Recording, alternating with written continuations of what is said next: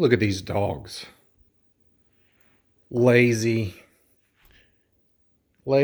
doing nothing. I'm not going to be lazy and do nothing today. I'm going to get out in the yard and I'm going to get started getting things ready for spring because I'm going to grow a garden this year.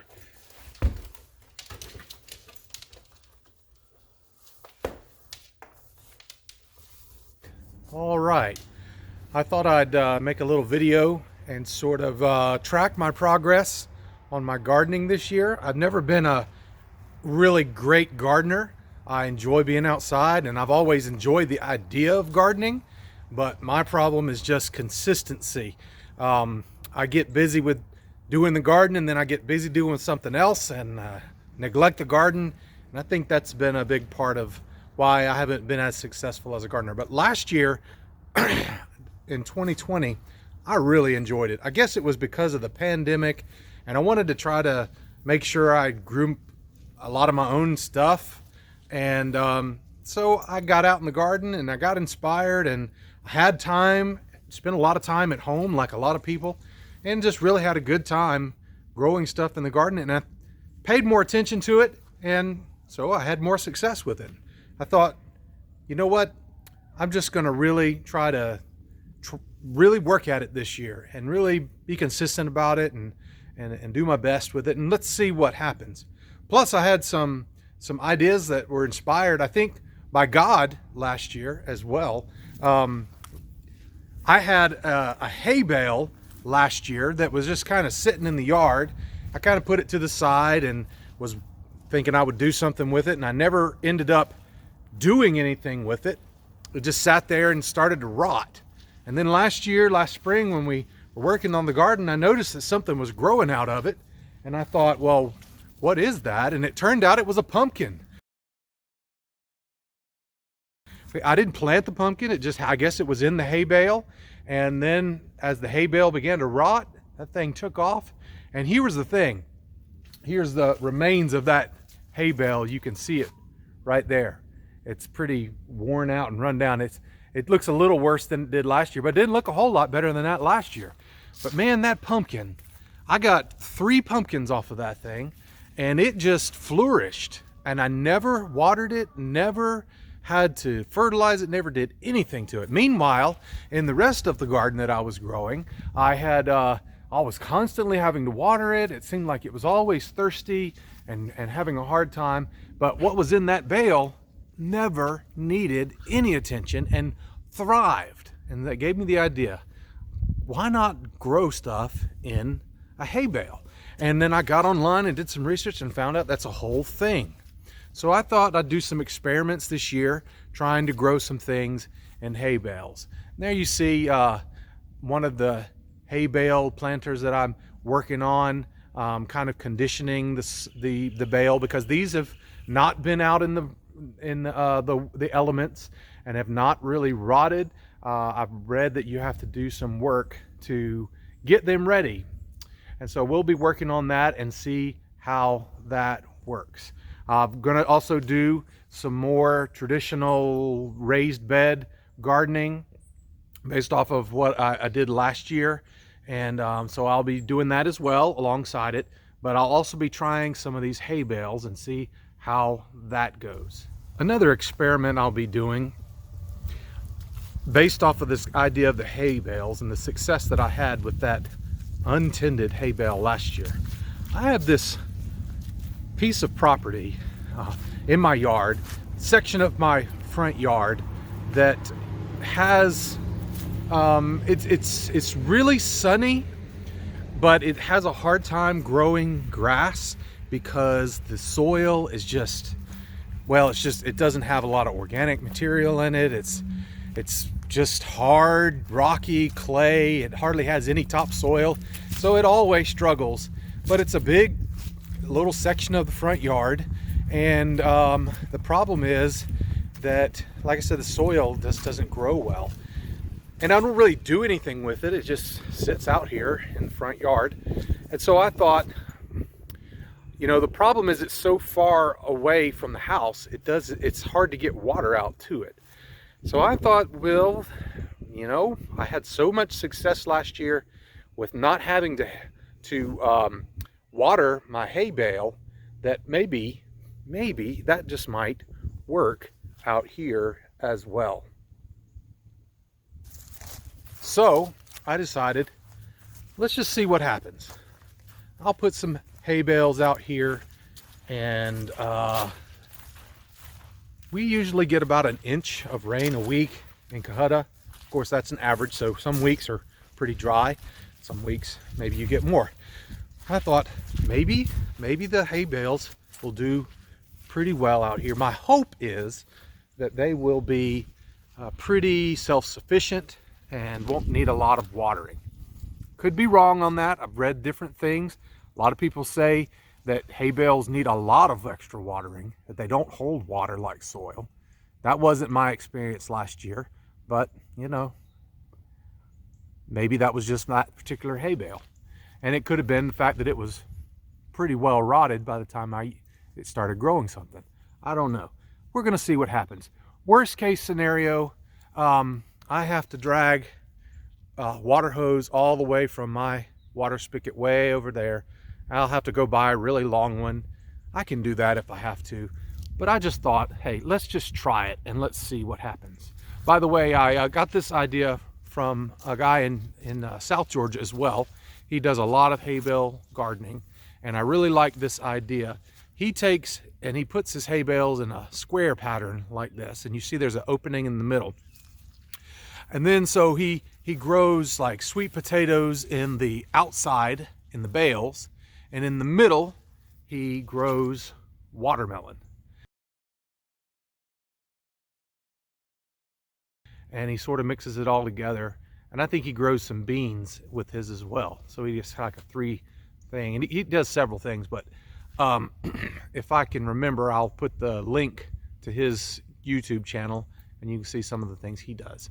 So anyway, I thought I'd give that a try. I wanted to grow some watermelons. We did not grow watermelons last year. I've never grown watermelons before, but I understand that they take up a lot of space, and they also require a lot of water. So whether that works here or not, you know, I already talked about how the water consumption may be an issue. If the hay bales don't really hold water like I hope that they will, that may be an issue. But worst case scenario, I'll just pull a hose from my water spigot over here, and we'll see what happens. I've also got a couple of these setups in the backyard where I have traditionally grown my garden, and it's much easier to get water to them. So we'll see. One thing about it is I thought even if they're not successful in growing a good garden, at least I will be putting out some really good soil and compost that could be spread out there in that bad part of the yard, so that if you know, even if it doesn't grow any vegetables or doesn't have much success with that, after the season's over, I'll just spread it all out, and maybe it'll help with the lawn a little bit out there, filling in some of the bare spots. My wife wanted a flower bed out here. We have this section by these trees that never grows grass well, and it's just kind of a bare, ugly spot, and we decided we're going to put flowers in it this year. That's another thing that I'm going to really focus on this year with the garden, is companion planting. As I've been reading about that, it sounds really interesting to me, and I think it could be very helpful. And even if it's not helpful, it'll just kind of be fun. The companion planting is the idea of using as much of your space as you can by planting vegetables that help each other. So they can be in the same space without competing too hard for sun. Like for instance, you might have watermelon, which is a vining plant that spreads out vines down on the ground.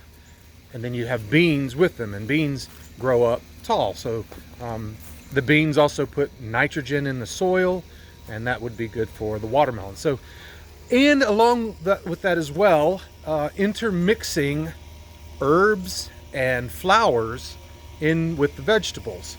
As I've been reading, I'm learning that they believe that there are many flowers that tend to drive away pests, even whether it's bugs or deer or rabbit, that sort of thing. So we're going to try that. We're going to plant some marigolds and some nasturtium and maybe some sunflowers or something like that, and also some rosemary and some oregano, which are things that we sometimes grow anyway, but we thought we would intermix it with the garden and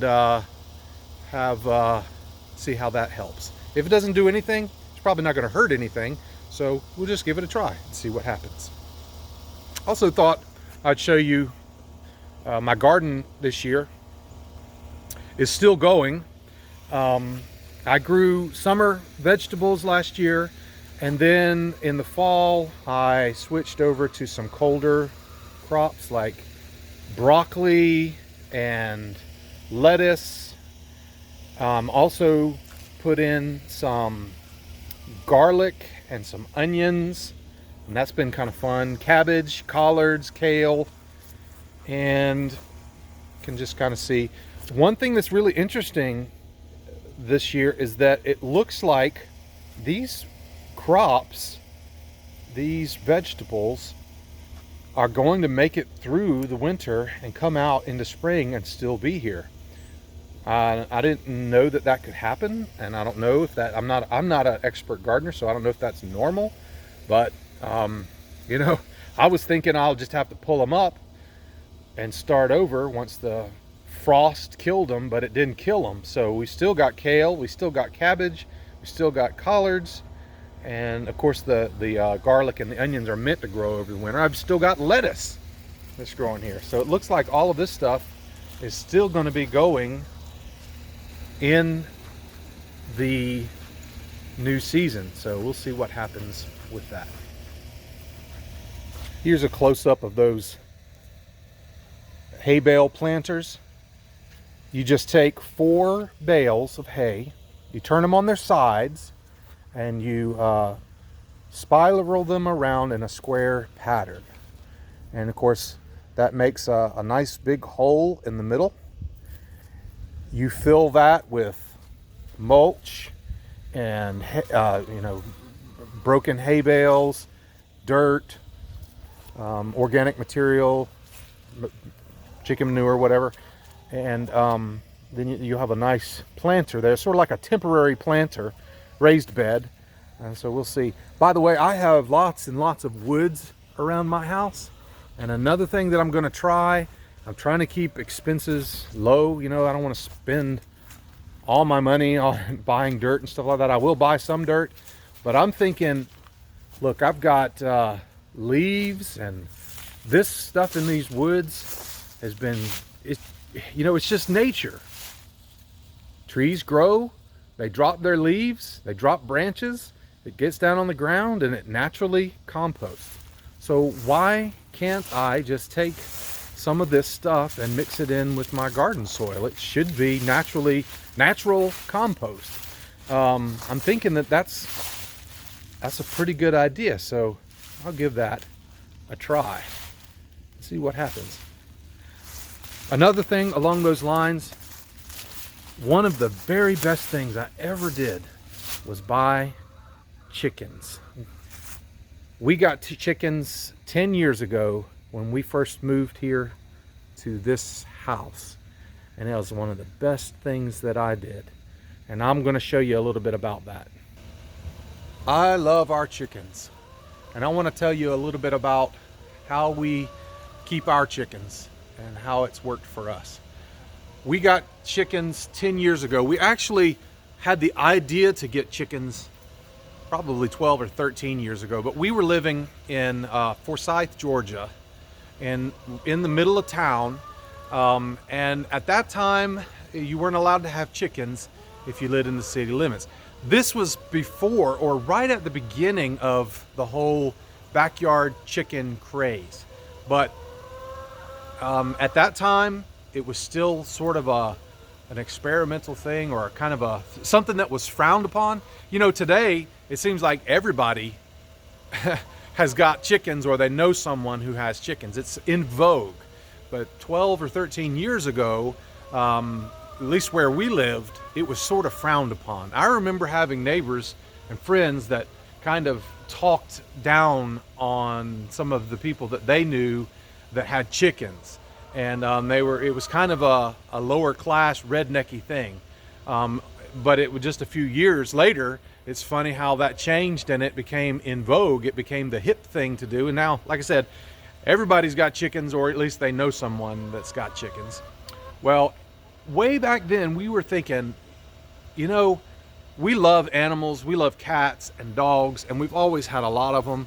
But I kind of joked and I said, you know, those dogs and those cats, they don't do anything for us. Well, they do, you know. We love them and they are affectionate. But I was kind of, you know, I read an article in a newspaper about people having pet chickens, and I thought, what a great idea. Here's a pet that you get enjoyment from.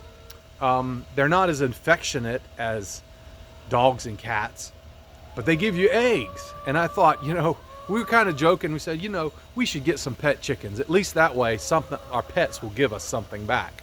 Well, then we moved up to Northwest Georgia, and we found a house way out in the country, and we thought, you know what? We could do that now. And so 10 years ago, we bought our first set of chickens. So 10 years ago, I built this chicken coop, and it was one of the first things that I had ever really built. So I probably did a lot of things wrong on it, but it was a learning process, and I really was kind of happy with how it came out. And one of the great things about it is I could build it custom to the way I thought that it should be. And so that's what I did. So let me show you a few things about this chicken operation we have. So this dog pen was already here when we moved in. So I just thought, well, we'll build off of that. We enclosed it with chicken wire. We didn't originally have these roofing panels at the bottom. We added those later because we were having problems with raccoons or possums getting in and killing some of our chickens. So we wanted to stop that, and we did.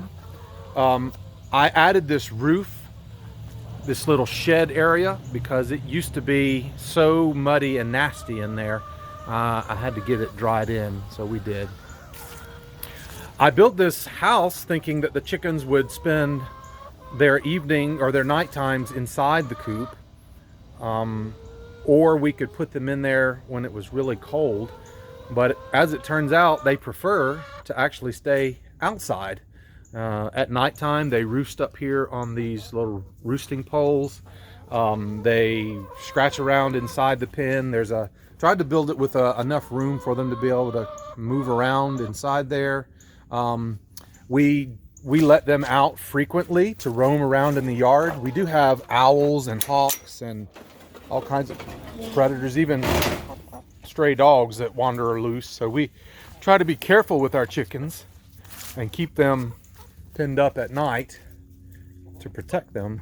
And we don't let them out every day, but we let them out 2 or 3, maybe 4 times a week so that they can scratch around in the yard and just stretch their legs. And they live a pretty good life. They're pretty spoiled. We take care of them. But inside the coop, I go to our local recycle center. We have to take our own trash. We don't have trash pickup here at our property. So I take the trash, and they offer free mulch to county residents. So Winston's going in there to sniff around. So every year I go in and I get a truckload of that free mulch. It's basically tree limbs and yard trash, bushes and things like that that the county accepts into the recycle center, and then they chop it all up, shred it up, and put it in a big pile, and then you can take a pickup truck down there and get as much of it as you want, and it's free. I bring it back and I spread it on the ground just to kind of keep things clean in there. And then I also take any kind of like vegetable matter, like if I pull up weeds or pull up spent vegetables in the garden, I'll just kind of throw them in here. Anything like that, I just kind of chop it up, throw it in here. We bring out, if we have old rotten tomatoes in the house or anything like that, we can sometimes bring it out here and throw it in there too. They will eat it, scratch it around, mix it in. They do all the mixing and composting themselves, and it turns into a pretty nice compost. And of course they add all of their chicken manure to it as well, which is a great fertilizer. And then usually once a year I will scrape it out with a shovel and put it in a wheelbarrow, and I'll add it to my garden, or I'll put it over in a pile and save it for later when I need it. Now, this is something that I was really proud of that we came up with, because we used to have to put water out here in the coop every day. Well, not every day, but at least once a week, sometimes 2 times a week. The waterer would run out. So I thought there's got to be a better way. So I got this 55-gallon drum, and I put a gutter on the shed roof, so that catches the water, fills up the barrel, and then that barrel has a hose that goes into the chicken coop to their water. It has a gravity shutoff valve, so when the bowl fills up with water, the weight of the bowl pulls down and shuts off the water valve, so it doesn't overfill. And then of course, as they drink it, or as it evaporates, it opens back up, fills up with water. So this system pretty much runs itself. I don't have to ever put water in it. Now in the summertime, if we go for several weeks without rain, it could run empty. But then all I have to do is run a garden hose down from the house and fill it back up. But most of the time, this barrel has water in it, and I don't have to do anything. The only thing I have to do is just keep an eye on it, make sure that it doesn't get clogged up, the system doesn't get clogged up, and it just pretty much runs itself. Also, because it can get kind of nasty inside with the chicken poop, I set up this area where we can, I keep chicken food in these trash cans, and then I have a little funnel and a pipe, so I don't even have to go inside. I can fill up the food from outside without ever having to go inside. And that's kind of important, because the food is something that you have to keep filled, once a week, once every couple of weeks, however long. But what I found is that, it's just a constant. I'm not a farmer. I'm a pastor. So I'm quite often in clothes that are meant to not be out in the yard working. And you know how it is. It's just like, well, you got to go take care of the chickens, but you don't want to go walking in the chicken coop and stepping in chicken manure. So I just tried to make it as easy as possible, so that I don't even have to go inside. I can fill it from the outside. And I don't know how we ever lived without chickens. We got chickens 10 years ago, and so I lived most of my life never having chickens. But they're so easy to keep. They're really interesting, and they give you eggs. I mean, they're not hard to keep either. If you set it up right, they're really not that hard to keep. So I don't know. I think maybe I might always have chickens for the rest of my life. I can't imagine a situation. I guess if you live in an apartment or something like that, it may not be a good thing to have chickens. But if you have any kind of space at all, any kind of yard space at all, I mean, they're just so easy, and you could set up a way of keeping them that would fit to whatever that lifestyle is, because they're awesome. They're fun, and they they give you eggs. So, and I set this up also kind of lifted up like this, and so you can see I've got eggs in there. We just almost always have fresh eggs, and we have plenty of natural organic fertilizer, and I'm hoping that that's going to really do a great job on my garden this year.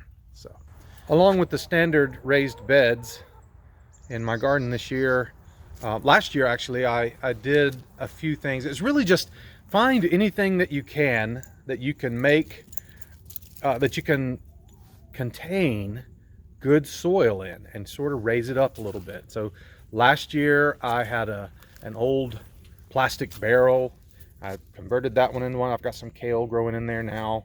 I also had an old drum from a dryer, an old dryer, and I cut the drum in half and made 2 raised beds, and those worked pretty good. There's some cabbage still growing in that has been growing since fall. It never did head up, so I'm hoping that maybe this spring, it's well established, so I'm hoping that maybe it will grow. I need to get some of those weeds out of there, that grass out of there. I didn't worry about getting the grass out of there because I was thinking I would just I would end up having to pull it all up anyway, and I didn't think about the fact that it was going to make it through the winter and maybe head in the springtime. So I need to start giving some TLC to that. This one is one that I did harvest. I harvested a head of cabbage out of that, and you can see it's got the grass growing in there. But since those worked pretty good, I thought I have some more barrels. Let me cut them up, and I actually cut them into each barrel. I cut into 3 sections, and so it's just these 2 are just the top halves of the barrel, and they're just hoops, so you can see. But I'm gonna fill that up with dirt. This is the bottom of the barrel, and so I just cut a bunch of holes into it so it can drain, and I'm gonna use that as well. I had a second barrel. I did the same thing. So now I've got, I can probably grow. I'm thinking what I can do, you see how I have this one set up. I can put a tomato plant in there or a cucumber plant in there. I can put a cage around it like this, which will do 2 things. It'll keep the chickens from getting into it and scratching it up and messing it up, and it also give the tomatoes or cucumbers something to grow on. So my idea this year is to put cages around all of those and grow tomatoes and cucumbers in them. Over here I'm going to put another raised bed made out of old pallets, and I'm going to try to grow peanuts. I've never grown peanuts before, but we had a peanut pop up in the compost last year, and we actually harvested about 12 peanuts off of the little plant that we didn't even plant ourselves. So I thought, hey, let me try that. I like peanuts, and I ordered some online. We'll see what happens. This is another raised bed that we had last year, and you can see it's still got broccoli, kale, and collards growing in it, as well as some onions that I planted. So we'll see what that goes. I like to save money. I'm cheap, so I try to get as much free material as I can, and that's why you can see over here I just had some scrap wood. I had some old pallets, and I just made these raised beds.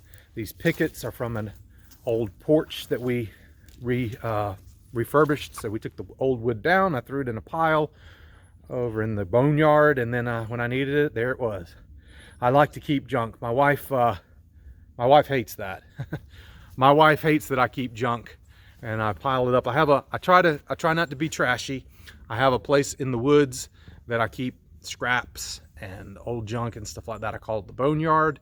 I try to keep it out of sight so it does not become an eyesore to our neighbors or anything like that. And my wife kind of rolls her eyes about it, but hey, I just about always have the wood that I need when I need it. Old screws, pallets, even like these tires here. You see those tires? She was really impressed with that, because that was one of the beds that I built last year for our garden. And I was like, hey, I built this. Didn't cost any money at all. And we harvested tomatoes, we harvested cabbage, we harvested kale and collards out of it. and it was free, absolutely free. And she kind of joked, and she's like, well, you know, my husband, here he is, he's always collecting junk, but you can't argue when he builds something like this. So anyway, that's enough for today.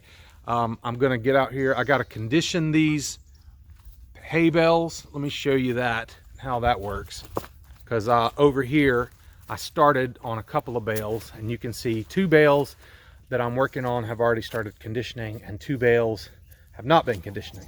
So what I've learned is what you need to do is you got to cause these bales to kind of begin to rot and compost on the inside. And then it basically turns the inside of the bale into a really rich mulch or compost. And so you water the bale for about 2 weeks. You water the bale and keep it wet, and you add to it organic material and nitrogen rich fertilizer, which is with the black stuff that you see on the top. I haven't done these yet. We'll be doing those in just a minute. And so what you're trying to do is jumpstart the decomposition process so that the bales begin to make a really good environment down inside the bale to grow your vegetables. Now, most of the things that I've read say that you need, has a really rigorous and also expensive process for conditioning the bales, because they're trying to get the bales ready in like 2 weeks. Well, it's still middle of January right now, so I'm thinking I've got, depending on what I'm planting, I could have 2 or 3 months to get these bales ready. So my hope is I don't have to try to get it done right away and really fast in 2 weeks. Maybe I can save a little money by not having to spend so much on fast-acting fertilizer. Maybe I can use chicken manure, some natural things that I already have on hand, and to get that done. One of the things that I did was I took the remnants of that old bale that rotted last year, and I figured, let me try to kind of put all of that, mix that into these bales. And maybe whatever liked eating that bale will like eating these bales, and that might help. So anyway, I'm not an expert gardener. I'm not even a very good gardener, so I don't really know what I'm talking about. I'm sure there's people that know a lot more than me, but I like to experiment, and I'm going to give this a try, and we're going to see what happens. So I'm going to get off now, and I'm going to do some work because it's my day off, and sun is coming out, and it's kind of nice, and I'm just going to enjoy working outside in the yard. So thanks for watching.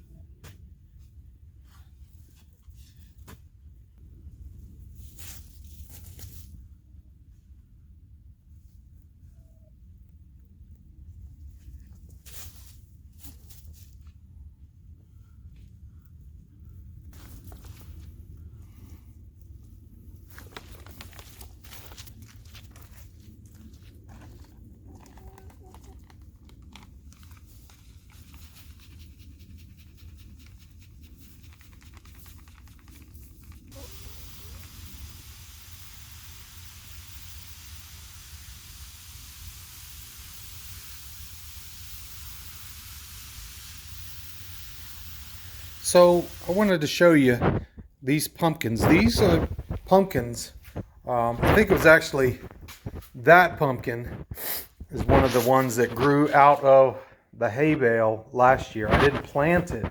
It just spontaneously grew out of that old hay bale I had sitting out there. And we actually had several pumpkins that grew from different things and mulch and things. And pumpkins can keep for, I've heard they keep for up to a year. We ended up getting, I think, 6 or 7 pumpkins all together. We didn't plant them. They just sprouted and they grew and we picked them. And yeah, we're gonna make something out of these hopefully in the next month or so, and enjoy the gift that God gave us.